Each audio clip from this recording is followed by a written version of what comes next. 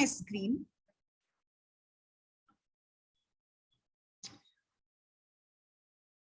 Okay.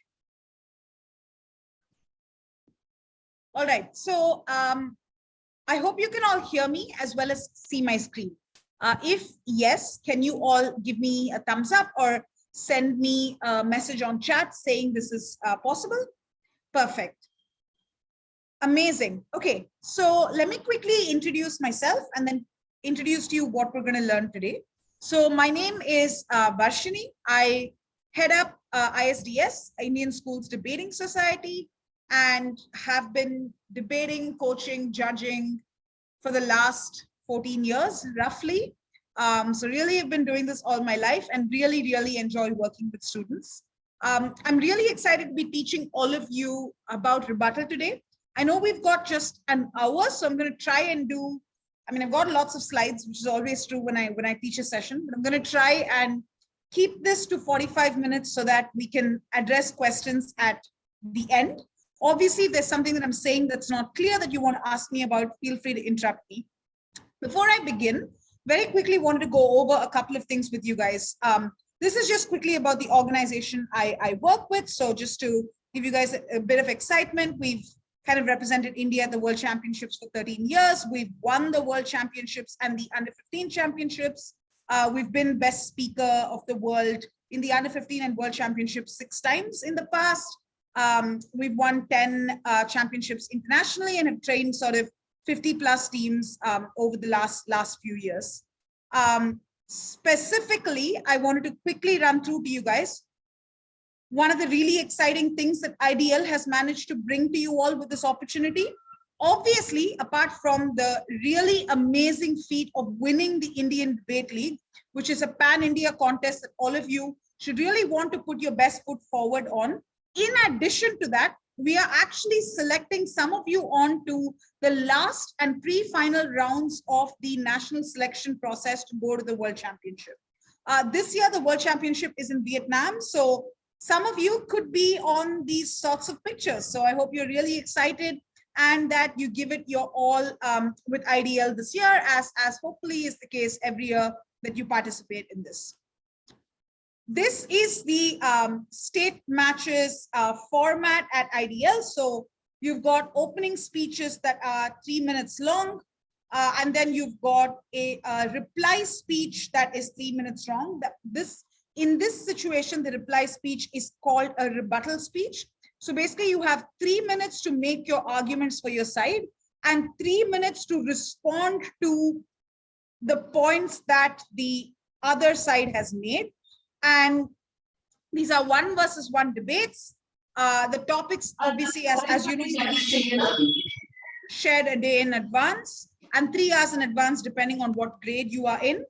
And opening speeches, you make arguments, and reply speeches are where you do responses. Now, yesterday, you've all done a class on arguments. Today, we're going to figure out what do you do in those 2 little 3-minute segments in that rebuttal speech segment and how to rebut an argument that you construct. So that's what we're going to work on today. Okay, so the first thing is really understanding what is rebuttal. So overall, rebuttal is 3 things: a well-explained response or negation to the other team's argument that advances your own side's case. So what do I mean by this? So if I make a statement to you and I say, I'm going to prove to you why you shouldn't leave the house today. The sky looks gray. That means it's likely to rain. If you leave the house today, you will get wet, and therefore you shouldn't leave the house today. So what I'm trying to prove there is that you should not leave the house. If you want to rebut me, the point of you rebutting me should ultimately be to say, and therefore you can leave the house if you want to. So you need to think about how can you take down some of the logic I've given you that will ultimately result in you being able to prove that leaving the house is okay. Because remember, the point that I'm making is that leaving the house is not okay. So you need to ultimately prove that leaving the house is okay. So if you came to me and you said the sky looks gray. Actually, that's not true. The sky looks dark blue. That doesn't actually prove whether I should leave the house or not. Maybe you disagree with the color of the sky, but unless you say dark blue skies means rains are unlikely. If rains are unlikely, you're not going to get wet, so you can go out. There's no point to saying that. And that's the earliest mistake that everyone makes with rebuttal. You try to rebut a statistic. You try to rebut facts. You try to rebut sentences just off the top of your head without thinking about, are you ultimately proving the thing that you need to prove, which is your side of the topic. So, oops, that was me going way behind. Okay, so 3 parts to the definition of rebuttal that you guys need to take down. First, it is well explained, which means whenever you rebut someone, you can't say they're wrong and stop there. You need to have reasons for why a point they're making is wrong. Second is, it needs to be a negation to something they said. So if I say, it's likely to rain today and therefore you shouldn't go out, and you say something like, there's a discount in a mall today, so you should go out. That's not a rebuttal to the point of whether it's likely to rain or not. It's you making a separate argument for why you should go out. Rebuttal needs to interact with the logic of what the other person has said. So you need to interact with either whether it's going to rain or whether rain means you should stay inside the house, rather than make separate arguments for why you can leave the house if you want to. So it has to be a response or a negation. And response or negation means it has to interact with something the other team has said or the other speaker has said. The third thing, and we just talked about it, it's that it has to advance your own side's case. So ultimately, you need to ask yourself, by saying this piece of rebuttal, am I successfully proving that you can go out of the house? Or am I successfully proving that they are wrong to say that you should not go out of the house? So those are the 3 really important parts of rebuttal. Just to visualize this for you, if you have something, and let me just pull out my annotation here. If you have something that's well explained, and if you have something that is a response and negation, but it doesn't advance your side, so it isn't actually proving the point you need to prove, that means your piece of rebuttal is unstrategic, which means it can disprove the immediate statement or sentence they're saying, but it's irrelevant to the round, or it can be really harmful to your side. So you've disagreed with them for the sake of disagreeing with them. It doesn't really help you. At best, it is a waste of time. At worst, sometimes you are hurting your own self by doing that type of rebuttal. Sometimes you have negated something they've said and ultimately are proving your side, but don't have a good enough explanation. So that's what happens here, where you are on the right track, but you're really not persuading a judge without a good set of explainers. The third possibility is you are advancing your case and it's really well explained, but you're really not interacting with something they've said. So here, in that situation, you fall here, where you've essentially constructed an argument. So you've done yesterday's process, and that's not rebuttal. Ultimately, you need all 3 to coexist for something to be called rebuttal. That's just understanding what the point of rebuttal is to begin with. And I'm going to quickly pause here. So quickly pause here to point out some of the things that I've got here on chat. Someone says, the opportunity cost of leaving the house is too high. If you do not leave the house, you will miss out on something very important. That is not a potential rebuttal. That is an argument. You will miss out on something important is an argument. A rebuttal will be to say something like, it doesn't matter if it rains. If something is out there that is more important and can give you more happiness than the sadness you get from getting wet, then you should go out anyway. That is the rebuttal, because you are actually interacting with the point of rain, and therefore that is fine. Someone says, wearing a raincoat or taking an umbrella is a solution to go out. Again, you need to actually interact with the point. So you need to say, we agree that it is likely to rain, but if you wear a raincoat or umbrella, you will not get wet. Therefore, if you don't like getting wet, you can still go out as long as you have a raincoat or umbrella, and most people have raincoats or umbrellas. Only then does it become rebuttal. So overall, just hoping that we've just understood the purpose of rebuttal. That's really just the most important thing to discuss at the beginning. Okay, great. That being said, let's now look at some examples. Okay, oops, let me just remove everything, clear all drawings, mouse close. Okay, so when you rebut an argument, you need to have two steps. Step one has to be point out what you are responding to. So you literally need to say the words, they said X. And when I say X, I mean the exact words that they said, or a short version of something really long that they may have said. So step one is always pointing out what it is that you are responding to. Step two is to actually deliver the response that you have, and then concluding it by saying, and therefore the opposite should happen, or therefore your side should happen.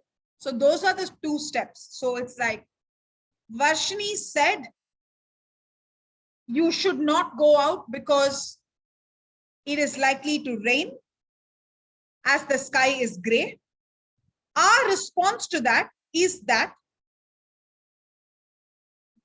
it being rainy is not a good enough reason not to go out for two reasons. They are A and B. Therefore, you can go out even if it is going to rain. Sergio, you have a question. Yes, ma'am. Ma'am, you said that Varshini said. So I just had a question there. So I think, like, are we allowed to actually use names of the speakers, or are we like are do our points get deducted for that? Your points don't get deducted for that, but because you don't actually know any of the speakers, it's unlikely that you are using their names. If it's a 1 versus 1, all you have to do is say they said, because it's very clear there's only one other person that can be they.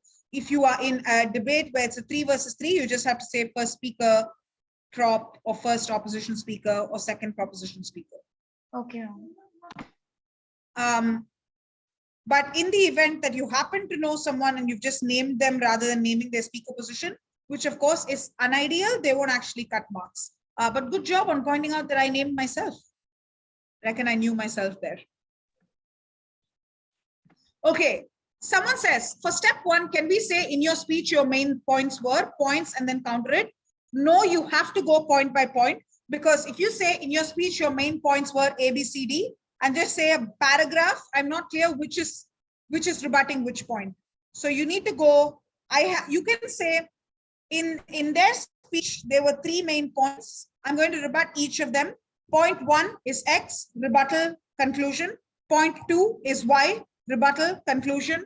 Point 3 is Z, rebuttal, conclusion. Dhruv, you ask me the obvious. So we'll have to say first what they mentioned and then rebut. That is literally the point of step 1. Point out what you're rebutting and then rebut. Because otherwise, how does a judge know what you're responding to? Perfect.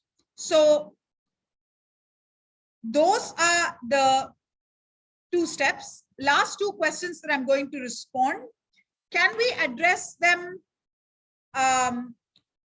For example, the opposition said that.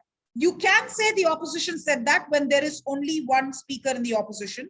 If you are in a 3 versus 3 debate, saying the opposition said that is vague, and you need to specifically say who from opposition said what. Lakshya, I'm hoping that answers your question. Tisya says, if we are in opposition, can we reply to their reply speech as well as their argument? You should reply to their reply speech as well as their argument. You have to do both, because replying to their argument is taking down their case. Replying to their response to your case basically is defending your own case that you set up in your 3 minutes. Does that make sense, Tisya? Perfect. Amazing. So let's look at an example. Since we all talked about gambling yesterday, and I don't want you guys to spend time reading the right-hand side of the board. So let me just quickly draw a box over it.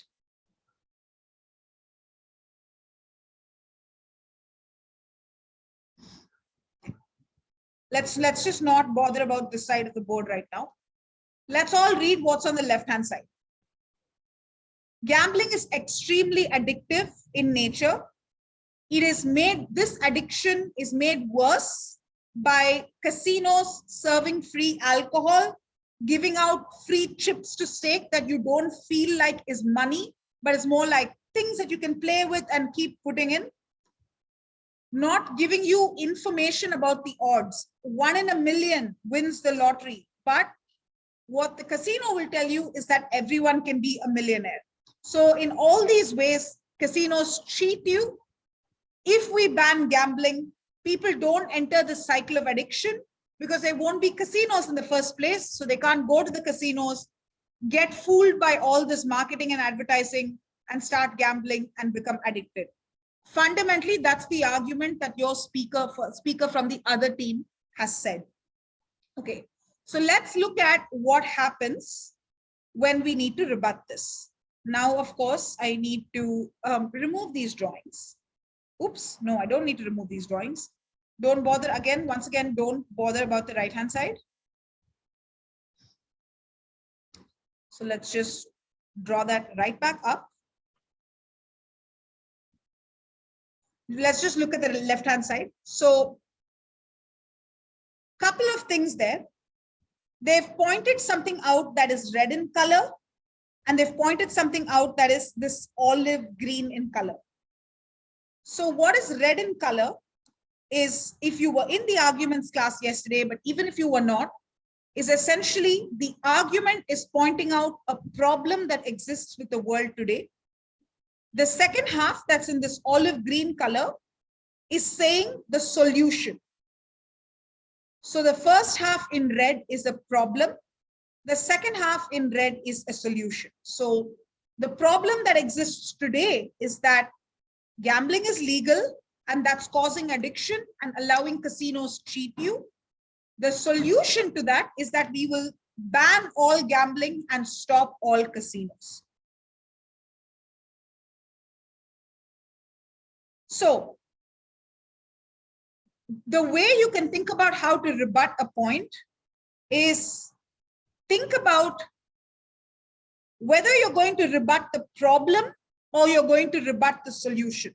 So what do we mean by that?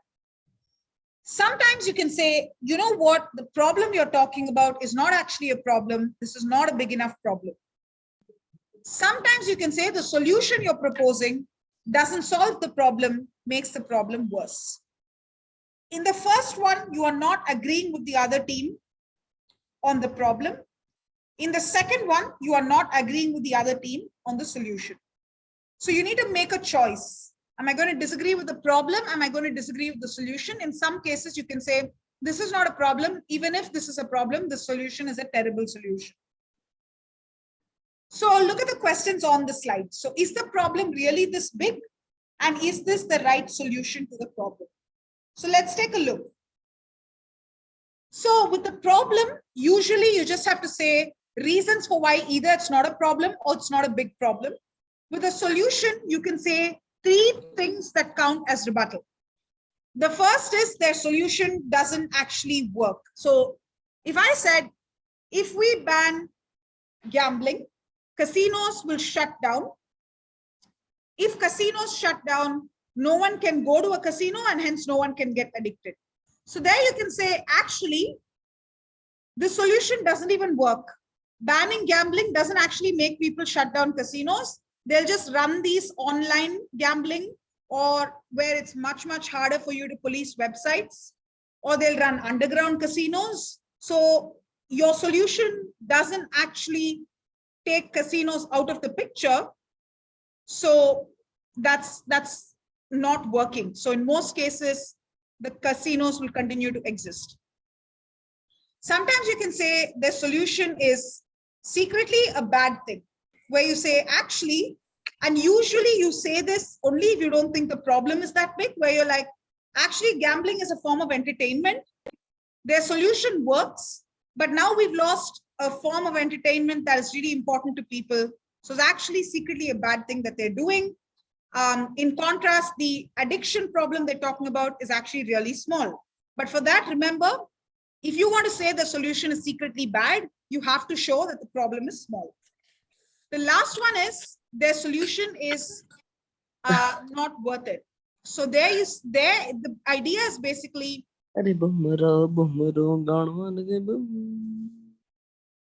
So the idea there for the third one is basically maybe their solution creates some benefits. However, there are a lot of harms that those benefits are very minimal compared to. So I've got 2 questions and then 2 messages on chat. So let me see.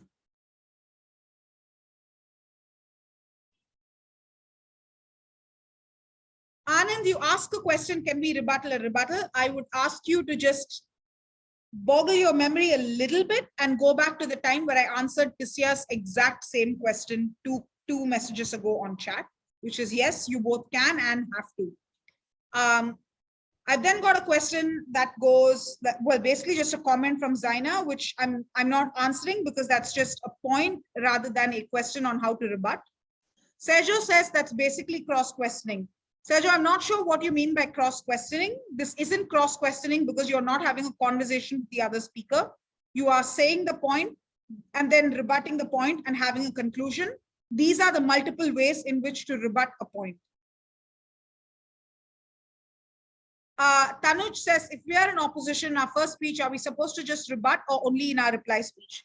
I would say, because you have a rebuttal speech, to make sure that you actually have a strong set of constructive arguments in that 3-minute speech and keep rebuttal to your rebuttal speech. But while making constructive arguments, remember that those arguments need to take into account the fact that prop has made some constructive arguments, and therefore you can't make the arguments assuming that the prop team has said nothing.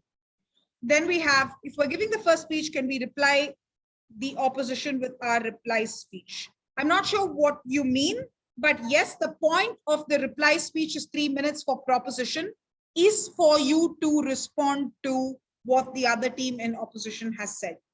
Mohammed, how do you, CI Wala says how to start a rebuttal. You start a rebuttal by telling us what it is that you want to rebut. Are POIs allowed in rebuttal? This is not a question for me, but very quickly, Kamal wanted to check if the format allows POIs in the 1 versus 1s. No. No, Sergio, there are no points of information. I've got 3 hands up and I'll very, very quickly address those. Tisya, you had your hand up. I got my doubt cleared. Perfect. Dhruv and Sergio, you had your hand up, but I'm suspecting you also got your doubt cleared, so I've lowered it. And then Dhruv, you had your hand up. Yes, ma'am. So, like you said, their solution does not work. So, for the this house would ban gambling, could we say that their solution does not work? Because if we talk about the addiction problem, many people still sell alcohol to the people, and they could still be addicted, which is a much higher cause of addiction. Okay, Dhruv, once again, I'm going to answer more questions on how to rebut rather than multiple thoughts you have on the debate itself. But to that specific point, I'm not sure what you mean by alcohol, but the point of saying the solution doesn't work is saying, they are saying these are the 3 reasons why banning reduces addiction. Here are reasons for why banning does not reduce addiction. And those can be because casinos don't shut down, because the addiction problem doesn't actually come from the gambling. However, it would be a bit hard to say that because gambling in of itself is addictive, as well as alcohol makes an existing gambling addiction worse. 2 questions. How do I intervene in the opposition diplomatically? I want to be able to present my arguments first, making constructive arguments. That's it, right? So in your first 3 minutes, you will make your arguments. In your second 3 minutes, you will rebut the arguments that they've made. Lakshya, can we do preemptive rebuttal if we're the first speaker? Yes, you can. Preemptive rebuttal is essentially the idea that you preempt something that you think the other team is going to say. So in the gambling debate, any op team will say, we'll control how much alcohol we give. We will only allow 18 plus people in the casino. You can obviously have preemptive rebuttal by saying opposition will claim they want to have regulations, but here are 2 reasons why regulations are structurally unenforceable. That is, by the design of a casino, you cannot enforce regulations for 2 reasons. Sergio says, what if we don't have any point that we disagree on the other person's speech? Then I think you've prepped the wrong side of the topic. Because if you are on the opposite side of the topic and you don't disagree with anything that someone from this side of the topic has said, then it's not possible that you've prepped the opposite side of the topic. By definition, prepping the other side of the topic means you will have something you disagree with that the existing person has already made points on. So at this point, I'm going to do a quick pause for any other couple of questions that you might have. I'm going to take last 2 questions before I move to the next slide. Reply speeches are solely rebuttals, or are we required to present any new insights on the motion? Funny question that, because rebuttal is a new insight on the motion. So by virtue of rebutting, you will automatically be presenting new insights on the motion.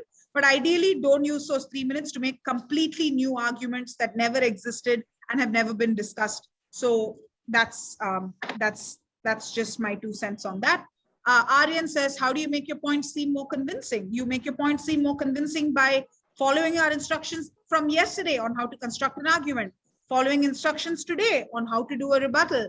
Apart from that, what's a really, really important part of convincing an audience is speaking style. So you want to spend some time sounding confident, having good posture, delivering and preparing your speeches in front of a mirror to see how you sound and how you look. That's also important.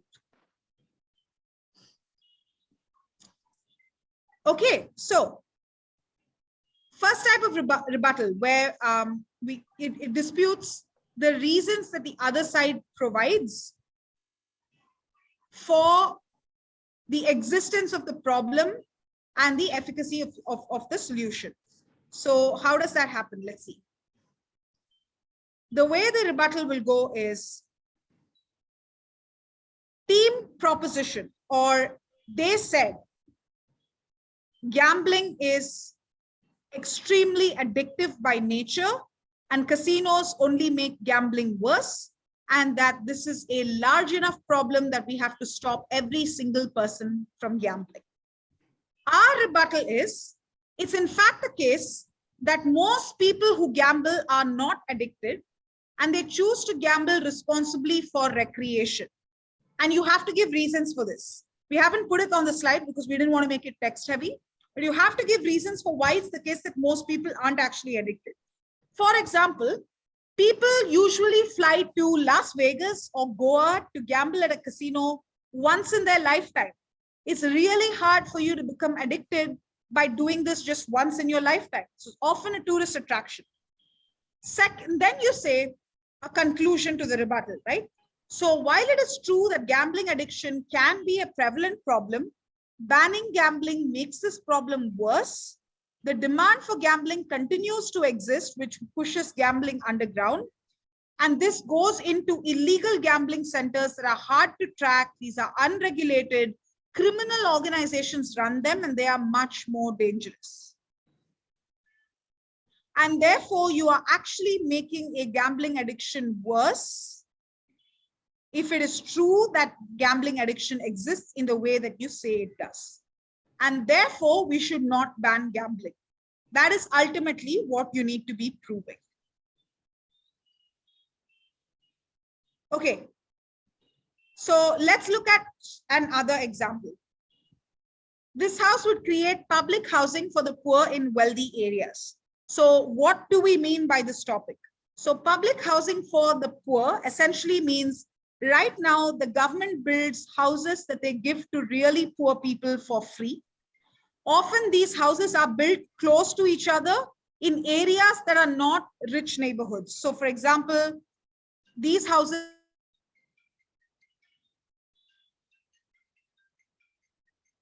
C Road.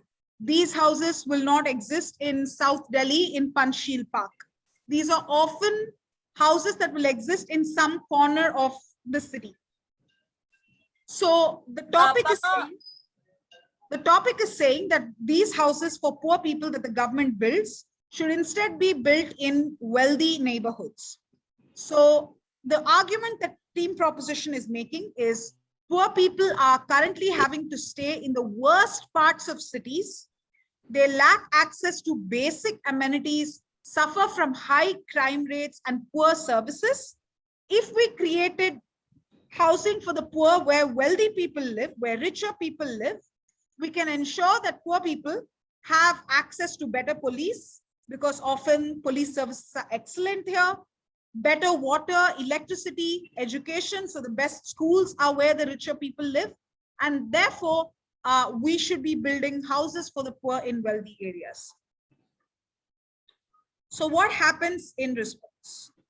You need to say, as first step is always pointing out what you're responding to. Proposition argues that building houses for the poor where we are currently building them results in the poor accessing really low quality services.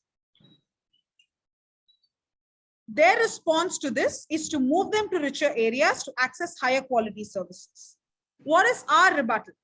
The problem of accessing bad services actually becomes worse because of proposition's policy. Why?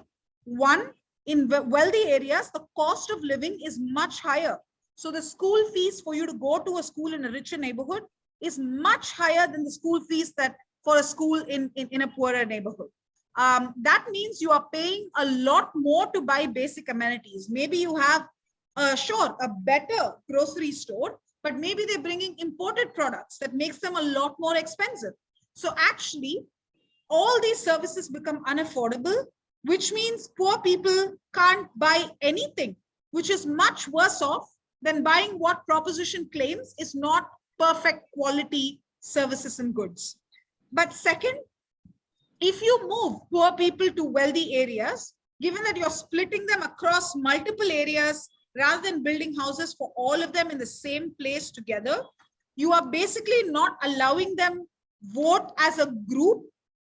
The majority of people in wealthy areas are richer people, and they want policies that favor the rich because they can pay for private school. They want lower tax rates in their areas. They're like, my taxes won't actually fund a school here. So they will lobby for lower taxes. So it's less likely that you have a public school in that area because of what rich people are lobbying for and voting for. So it actually reduces the access that poor people have to good services and goods. Finally, let's just look at a last example here. This house would reserve seats for women on the board of Fortune 500 companies. So Fortune 500 companies are really large, big, rich, and really successful companies. So the point that proposition is making is because of a lack of access that women have to these jobs, because, often you are told that you're not good at this, you shouldn't go, you should take care of children in the household, and because of implicit bias. So when you go to an interview, often the interviewer is much less likely to give you a job if you're a married woman with a child relative to a man, even if the man is married and with a child, because they have the bias that you will be taking care of your child at home and won't do work in the office. So this means women have very few positions of leadership in Fortune 500 companies. This lack of representation perpetuates harmful stereotypes that women are incapable, not talented, can't handle the corporate world. If we reserve seats, we will elevate women into these positions, and then we will dispel the idea that women are incapable of working in these environments. So let's see what's happening in rebuttal. The first thing the rebuttal is doing is disagreeing that the problem is this big. So they're saying things are slowly getting better due to social movements. Workplace reforms exist to curb discrimination. Women by themselves are in fact making it to these positions independently. And this policy will actually stop this positive trend for two reasons. They'll say, reason one, the public is vastly uninformed. They will view this policy as unfair, and that makes women's treatment in these positions a lot worse. Second is because these roles are high profile, every decision is thoroughly scrutinized, and because any mistakes that you make in these high powered positions will be attributed to the fact that they came through a quota, even if that's just a mistake that anyone in that position can make, because people are viewing it as bad and therefore will uniquely think of women as incapable. I've got a question that says, can you share the presentation to the group? The answer is no, we don't share our presentations, but I do know that the session is being recorded. So you should listen back to it and be taking very, very detailed notes is the way I would put it. So broadly, the idea is you need to point out what you are responding to, give the response, and have a conclusion. So the conclusion to this will be, therefore, we should not be reserving seats for women in Fortune 500 companies. We should instead have all sorts of policies that reduce the discrimination on them from being able to get there without those reserved seats. So overall, give me a second. I'm going to pause the share because I know we are at the 6:45 mark, and I'm going to wait here for questions from you guys.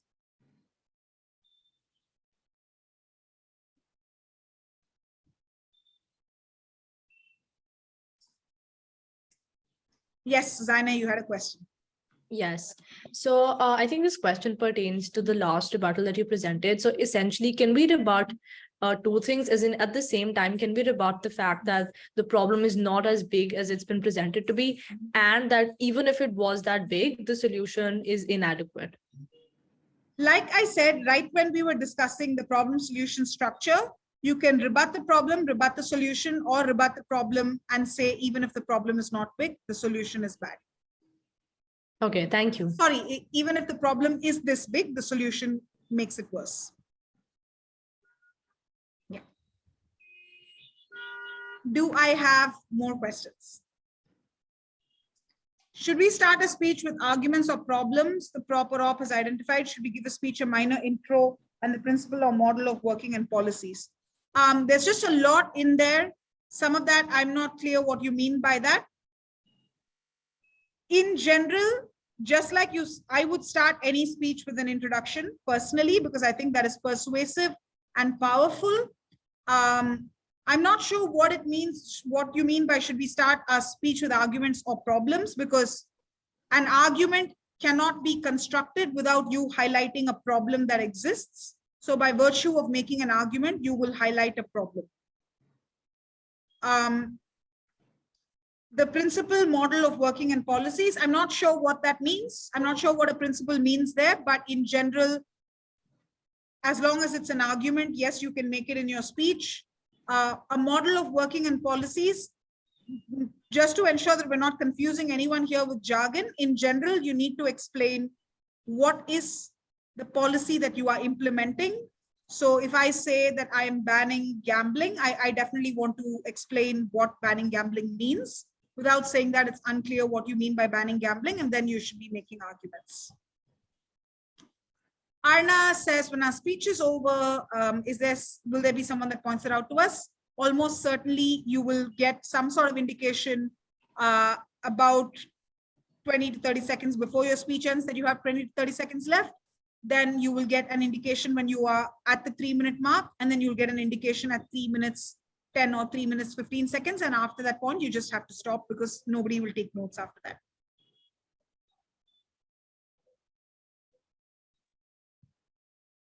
Hopefully, Sejo, my answer answered your question. That is an extension to the above. Can you repeat? I said at the 3-minute 10-second mark or 3-minute 15-second mark, whichever the rule is here, judges will stop taking notes. That is already 10 to 15 seconds over and above 3. So anything over and above that, regardless of however best your content is just unfair to the other speaker, and so will not be taken down. Okay, ma'am. Zaina, did you have another question? Yes, just a quick clarification. So should the negative team also be defining some of the key terms of the motion, or does that only apply if they do not agree with the definitions of the proposition? No, the negative team should not be sitting and defining key terms in the motion, because in most cases, the two teams agree on what the terms in the motion mean. So unless something has gone horribly wrong, where the topic says this house will ban smoking, and proposition is like, by smoking, we mean chimneys in houses.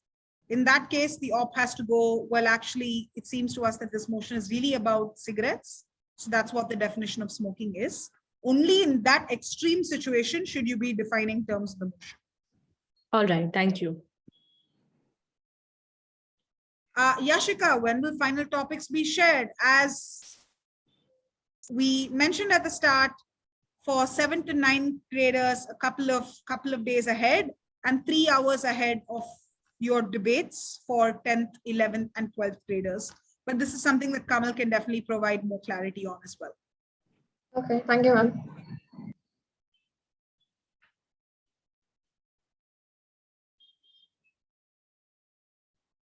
Perfect. Do I have any other general debating questions that you guys want to ask? I'll stick around for 5 more minutes and then hand back to Kamal.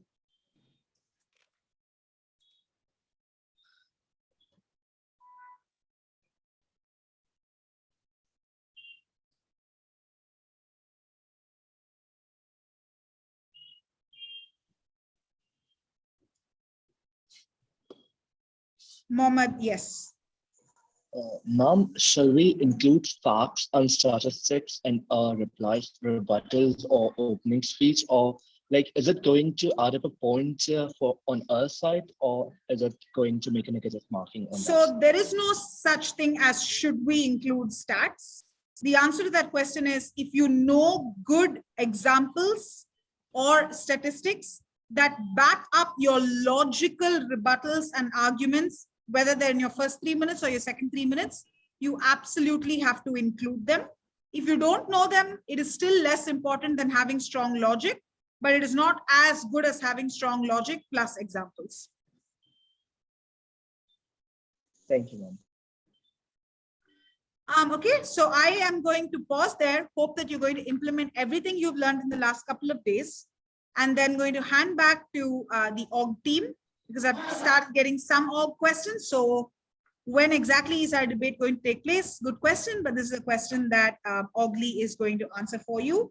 Best of luck to all of you. Obviously, if you have debating related questions from today's session, from yesterday's session in general, you can feel free to write to the hello email address, and then I will request Kamal to forward those to me, and we can write back to you based on what your questions are. Perfect. Thank you, Amrita, for joining in. And as ma'am mentioned, if you have any question, feel free to ask, even not just related to debating, maybe the national selection. The ideal is a one-way, and related to, they do also do training and all, so you can reach out to their handles and all. Now, last time asking, if you have any question related to today's presentation, you can ask. Otherwise, I'm happy to take all the logistics questions.